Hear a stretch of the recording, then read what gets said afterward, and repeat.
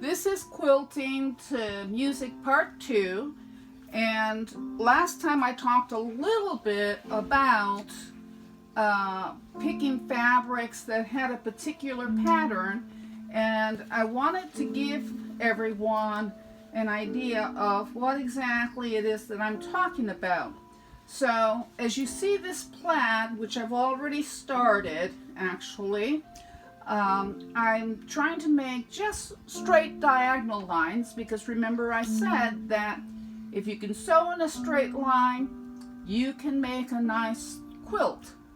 So this one is a quilt for one of my granddaughters for Christmas, and I have eyeballed the fabric to come up with a general scheme of what kind of pattern it has.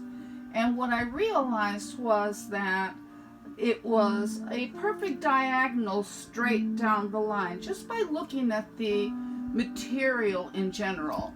This side, of course, did not have a pattern to it, so I opted to sew on this side.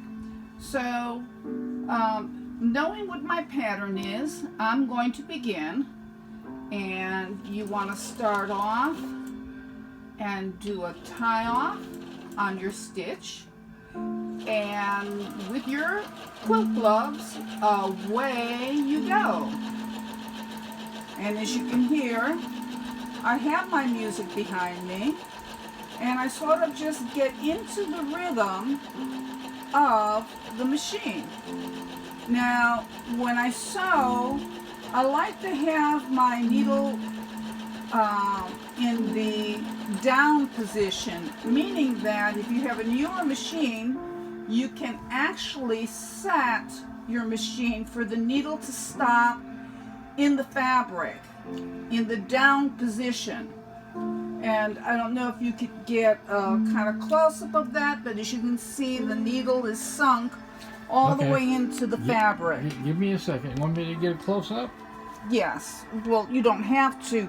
You could have brought your camera in a little closer, but the needle is sunk down in.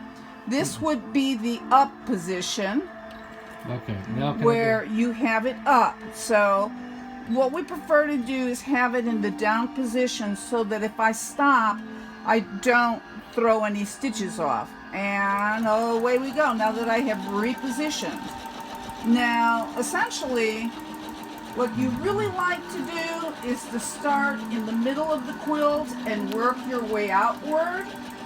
However, with this one, I had to do a couple of stitches at the very beginning just to see how many squares I wanted to come over.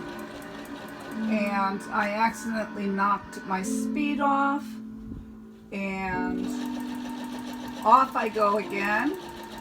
And so as you can see, I'm making very nice diagonal lines, and they don't take very long at all. My quilter's gloves help immensely.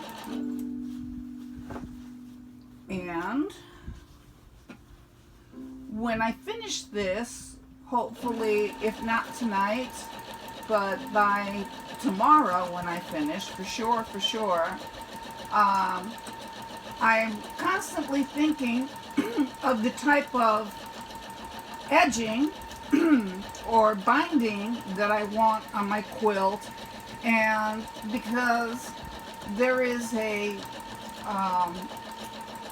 seam of charcoal gray that goes through this, and on the other side it's aqua with gray polka dots, I've decided that gray would likely be the best color to do my edging in. And when I start working on that tomorrow, I will probably do another video of quilting to music, which will showcase the quilt very nicely, very nicely.